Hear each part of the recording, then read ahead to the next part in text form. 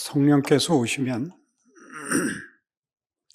죄와 의와 심판에 대하여 세상을 책망하실 것이라고 합니다.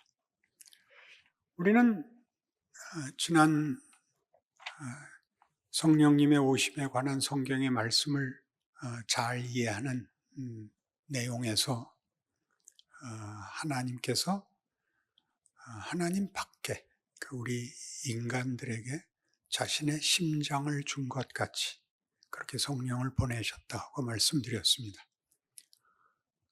세상을 책망하시는데 그 성령께서 하늘에 쓰든가 땅을 흔들든가 하는 게 아니라 우리 성도들의 증언과 그 고백과 삶을 통해서 세상을 책망하시는 셈입니다. 세상을 책망하는 이 죄에 대하여라 하면 그들이 예수를 믿지 않는 것입니다. 세상은 예수를 믿지 않습니다. 그게 무슨 말일까요? 하나님이 계신 줄 모르며 역사와 인간과 운명이 도대체 어디로 가고 누구 손에 있는지를 모릅니다.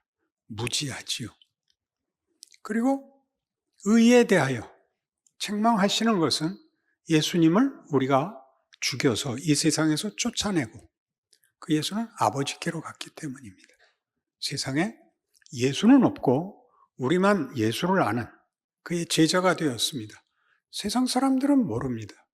예수가 오셔서 모두에게 복음서에 나오는 것 같은 그런 많은 증거들을 보여주시면 혹 더 낫지 않을까 싶은데 그것으로 믿지 않았다.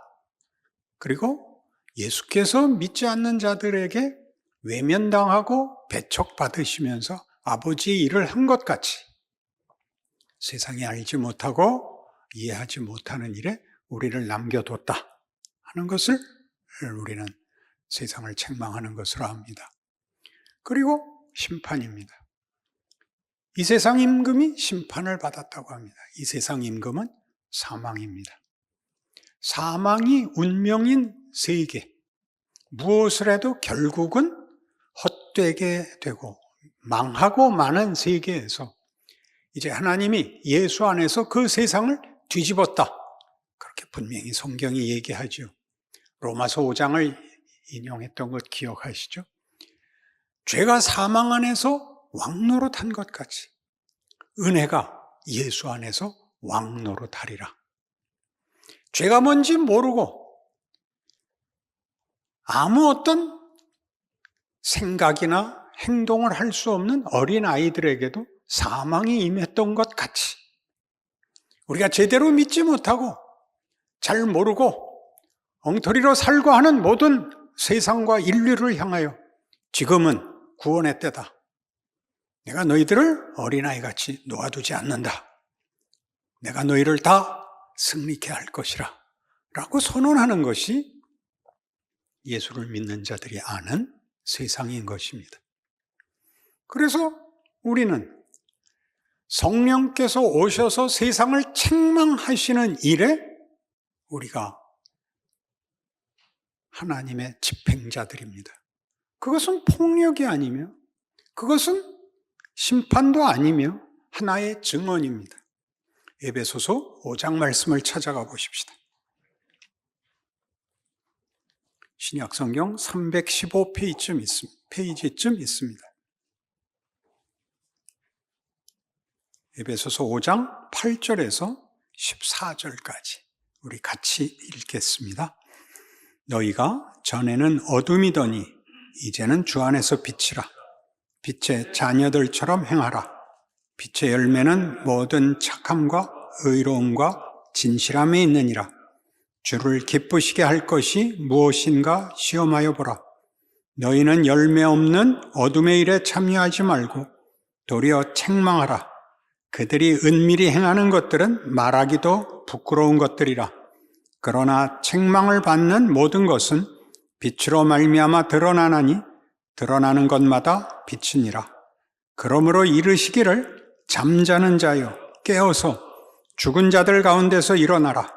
그리스도께서 너에게 비추이시리라 하셨느니라. 우리가 빛입니다. 우리로 인하여 세상 사람들이 자기네가 죽음 아래 있고 절망 아래 있는 것을 깨우치게 됩니다. 최소한 도전받게 됩니다. 이것이 우리가 해야 하는 일입니다. 성령이 우리에게 주어진 바 된 이유입니다.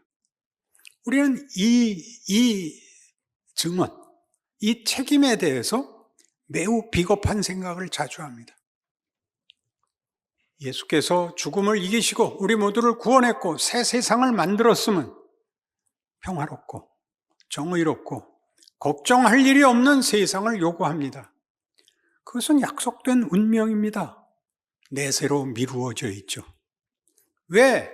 하나님은 그 아들을 십자가에 못 박는 그런 지극한 일을 해 놓으시고 아직도 죄가 권세를 잡고 있는 것 같이 실패와 절망이 아직도 전부인 것 같은 이 세상을 우리로 살게 하실까요? 이렇게 물어야 합니다. 우리는 이것이 다만 고통이고 다만 원망에 불과한데 주께서 이 땅에 오셨던 것이 실수였다든가 잘못이었다든가 최선이 아니었다 이렇게 말하는 기독교인은 없을 것입니다. 그가 오셔서 고난받으시고 우리 인간의 현실, 가장 밑바닥까지 찾아오신 것은 우리에게 너무나 큰 은혜가 됩니다. 우리는 어느 곳에서도 어느 경우에도 절망할 필요가 없습니다. 우리의 못난 것을 인하여 우리가 포기되지 않는다는 것을 확인합니다. 너무나 고마운 일이죠.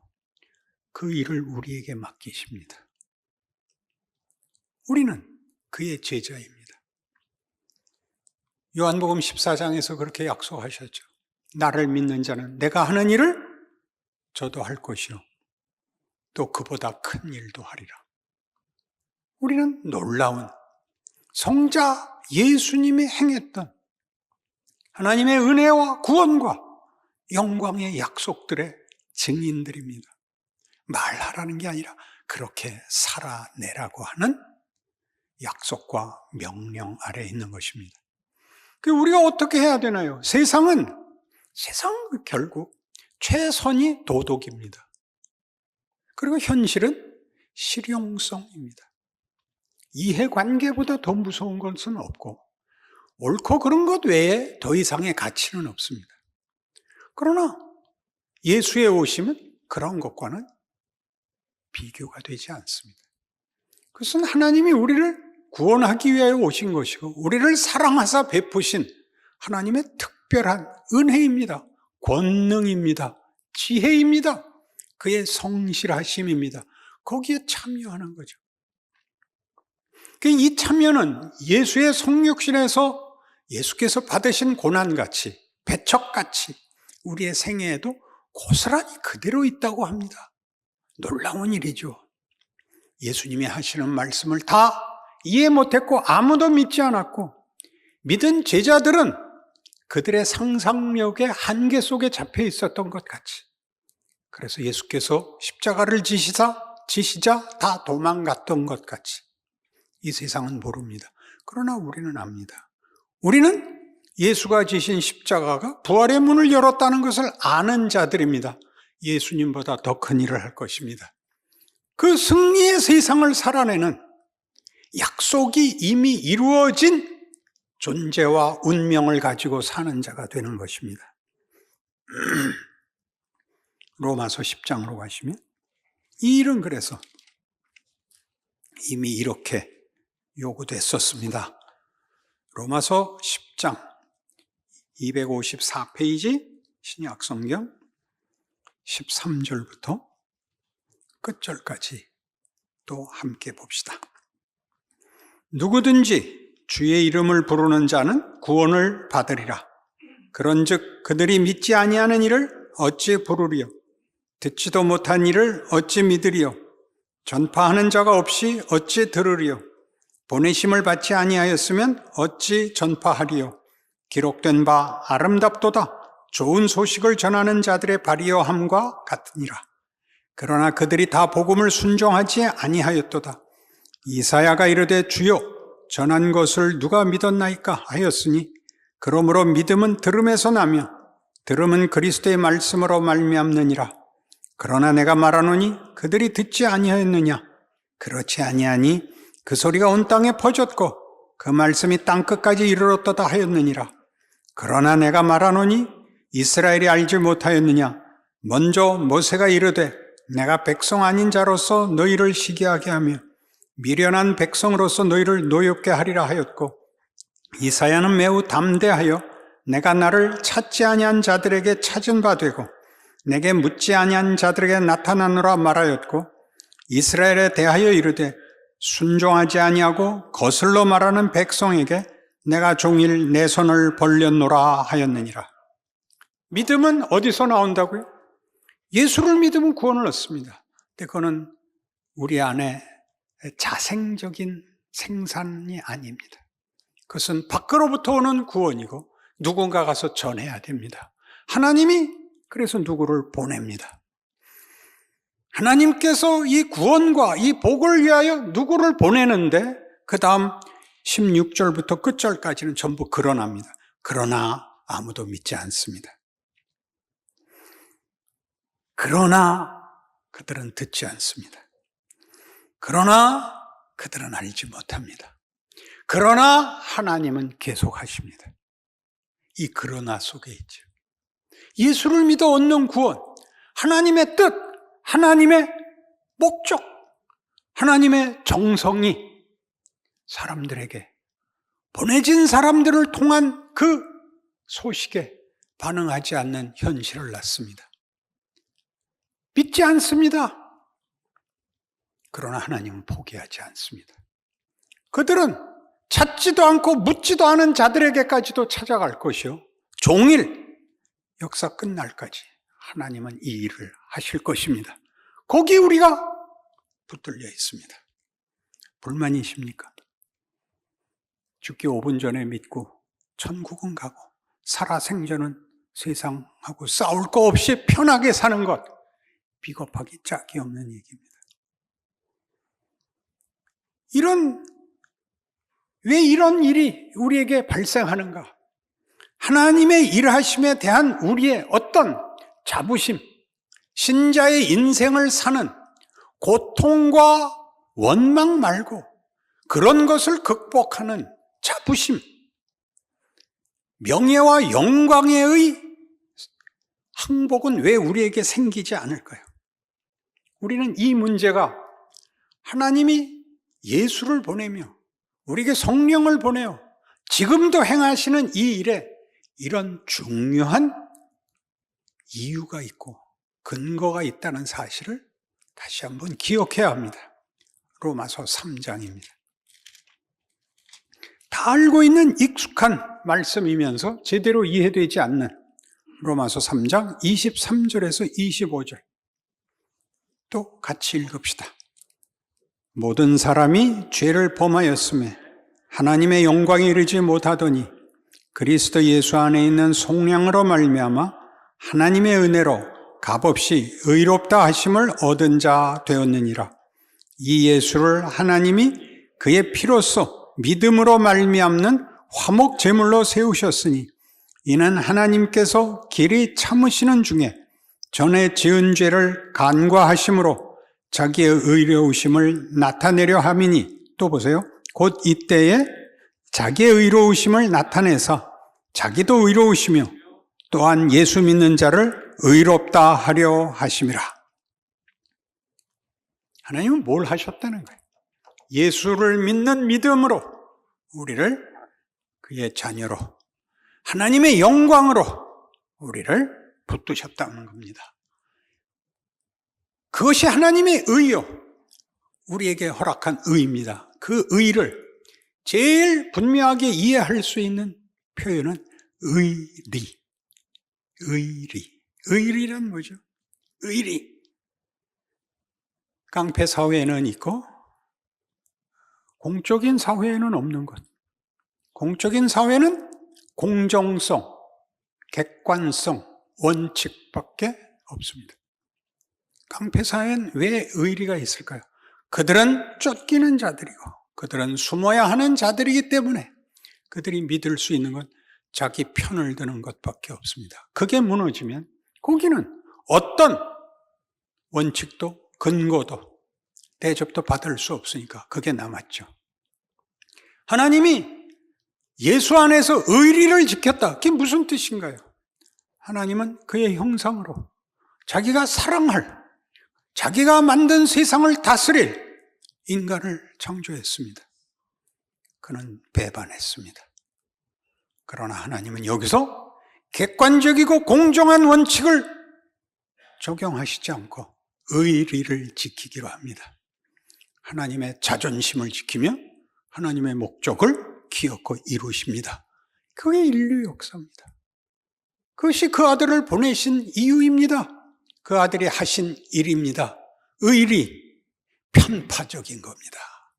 편파적인 거. 아니, 원칙이 없고 편파적으로 하는 게 뭐가 잘하는 겁니까? 공정과 원칙을 넘어서는. 하나님이 도덕성이 없는 것도 아니에요. 원칙이 없는 것이 아니라 그 위에 더한 것, 우리가 보통 말하는 은혜. 은혜란 잘하는 사람에게 주는 보상이 아니요, 결코 받을 수 없는 보상을 자격 없는 자에게 주는 하나님의 편애입니다. 편애. 하나님의 하나님 되심. 그래서 우리를 결코 외면하지 않기로, 우리를 놓아두지 않기로, 우상에게 우리를 넘기지 않고 사망에게 우리를 포기하지 않겠다. 이제까지 인류 역사를 통하여 하나님이 하신 일입니다. 언제나 오늘은 두 분이었습니다. 그러니까 생각해 보십시오. 하나님은 아담의 배신과 거역을 수용하십니다. 여기가 놀라운 데입니다. 왜 그걸 수용하셔야 됐죠?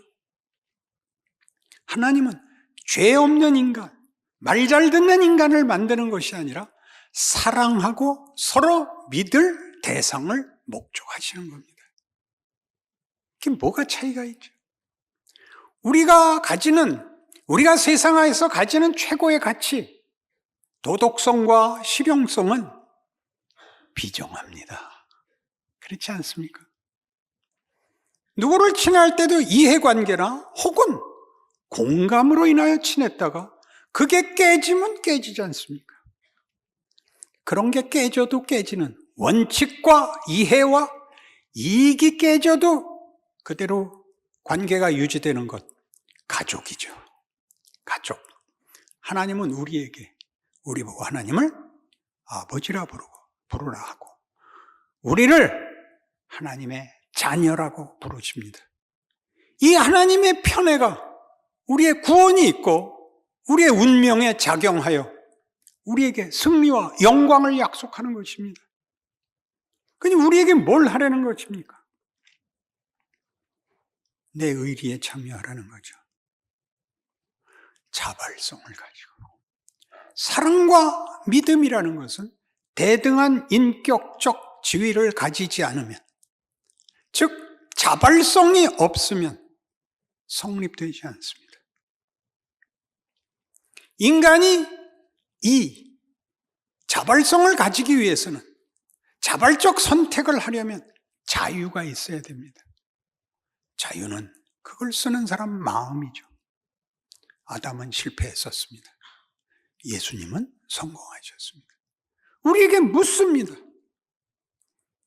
이 자발성이 없고 하나님을 모르고 자발적으로는 하나님을 외면하며 사랑도 믿음도 기쁨도 없는 세상을 보면서 하나님이 우리를 어떻게 요구하시고 참여하시고 항복시키는 중인가 보는 인생을 살게 되죠.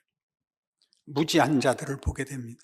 비정한 자들, 무지한 자들, 선택을 할 수 없는 자들 속에서 내가 선택을 할 수 있고 내가 사랑할 수 있고 내가 순종할 수 있는 존재가 되었다는 의로 부르십니다. 의리를 사용할 수 있는 자리에 이르죠. 이것이 자유입니다. 이 자유는 선택권이고 선택은 기회가 있어야 됩니다. 그리고 자유는 한 번 잘하겠다고 생각하면 저절로 결과를 만드는 것이 아니라 매 경우마다 실력이 고스란히 드러나는 수많은 경험을 가져야 됩니다.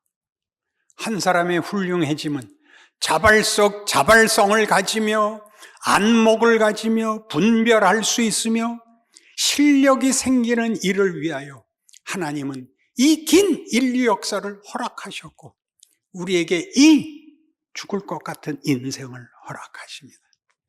늘 얘기하듯이 여러분의 실패가 여러분에게 일할 기회입니다. 내 다시는 이렇게 하지 않겠다. 그렇게 생각하는 거예요. 그리고 모든 것이 허락되어 있습니다. 모든 것이 허락되어 있습니다.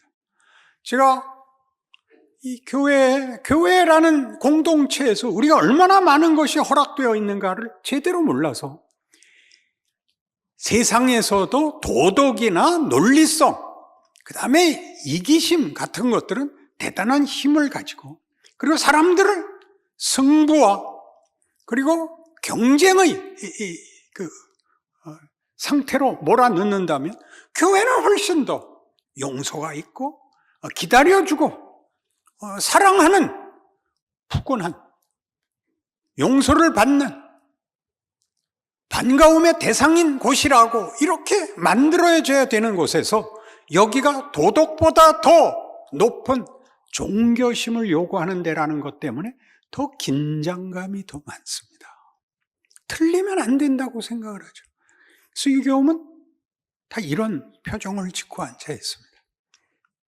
지난번에 내가 마스크에 웃는 입술을 그려갖고 오라 그랬는데 안 그려왔죠. 여긴 가족입니다. 여기는 용서되는 곳이고 여기는 기다려주는 곳이고 여기는 편드는 데입니다. 하나님이 우리를 편들고 우리 보고 전 인류를 향한 하나님의 뜻에 편을 드는 자의 증인으로 하나님의 손길로 서라 그렇게 요구하는 것이 신자의 현실입니다. 멋있을 수 있는 기회입니다. 해볼 수 있는 기회입니다. 아무도 안 합니다. 반가운 인사 하나 못한다고 제가 얼마나 많이 꾸짖습니까? 웃어라 그랬더니 더 못 웃더라고요. 웃는다는 것은 세상 사람들은 할 수가 없습니다. 세상 사람은 아첨은 떨 수 있어도 아양은 떨 수 있어도 웃을 수는 없습니다. 왜요? 그들에겐 뒤가 없습니다. 그들에겐 그들을 지켜주는 뒤에 권세가 힘이 편이 없습니다. 우리는 편이 있다고요. 우리 편. 내가 지옥 가면 지옥까지 찾아올 우리 하나님이 있다고요. 그런데 왜 못 웃는 거예요? 무식해서겠죠. 그래서 에베소서 5장으로 돌아가시면 우리 아까 봤던 너희는 세상의 빛이다. 어두움을 밝혀라. 세상의 등불이 되라 했던 것이 어디로 넘어가느냐 하면 16절 에베소서 5장 15절부터 21절까지 함께 봅시다. 그런즉 너희가 어떻게 행할지를 자세히 주의하여 지혜 없는 자같이 하지 말고 오직 지혜 있는 자같이 하여 세월을 아끼라. 때가 악하니라. 그러므로 어리석은 자가 되지 말고 오직 주의 뜻이 무엇인가 이해하라. 술 취하지 말라. 이는 방탕한 것이니 오직 성령으로 충만함을 받으라. 시와 찬송과 신령한 노래들로 서로 화답하며 너희의 마음으로 주께 노래하며 찬송하며 범사의 우리 주 예수 그리스도의 이름으로 항상 아버지 하나님께 감사하며 그리스도를 경외함으로 피차 복종하라.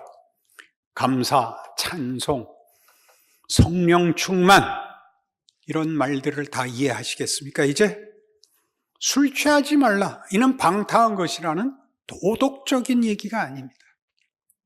성경에서의 방탕은 허비하는 것입니다. 내 인생을 헛되이 하지 마라. 이 기회를 놓치지 마라. 성령 충만해라. 성령 충만한 건 자신만만하거나 이렇게 진심이 가득 넘치는 게 아닙니다. 주께서 이 땅에 오셔서 언제나 충만하게 일을 하신 것이 아니라 그가 이렇게까지 고백했습니다. 지금 내 마음이 괴로워 죽게 되었으니 내가 무슨 말을 하겠느냐. 내 마음이 괴로워 죽게 되었더라고. 그 고민을 털어놓으시고 아버지와 할 만하시거든. 이 잔을 내게서 비켜주옵소서도 합니다. 우리는 쉽게 그러나 내 뜻대로 마옵시고 아버지 뜻대로 하옵소서 했다. 거기가 갈등을 넘어서는 자리입니다. 얼마나 힘들어 하셨으면 떨어지는 땀방울이 땅에 떨어지는 피 같았다. 천사가 와서 돕습니다.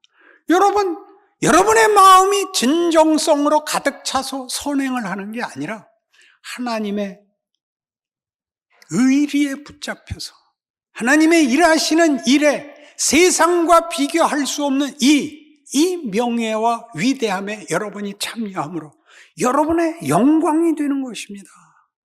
이 세상에 무슨 이것과 견줄 다른 대안이 있습니까?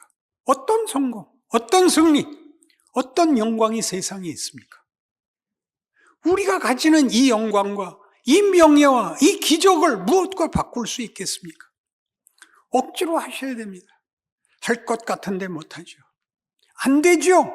큰 목적 가지고 지금을 도망가는 거 세우지 마십시오. 오늘 할 일을 하십시오. 매일마다 수많은 기회가 옵니다. 거기서 여러분 의리를 가진 자가 되십시오. 예수를 믿는다는 고백, 성령이 내 심장이 되었다는 이 현실이 무엇을 해야 되는지를 하십시오. 하루하루가 기적이 될 것입니다. 기도하십시다. 하나님 아버지, 우리의 인생은 얼마나 놀라운 것일까요? 영화도 아니고 드라마도 아니고 만화도 아니고 우리 자신의 실존입니다. 그 하루하루를 살고 있습니다.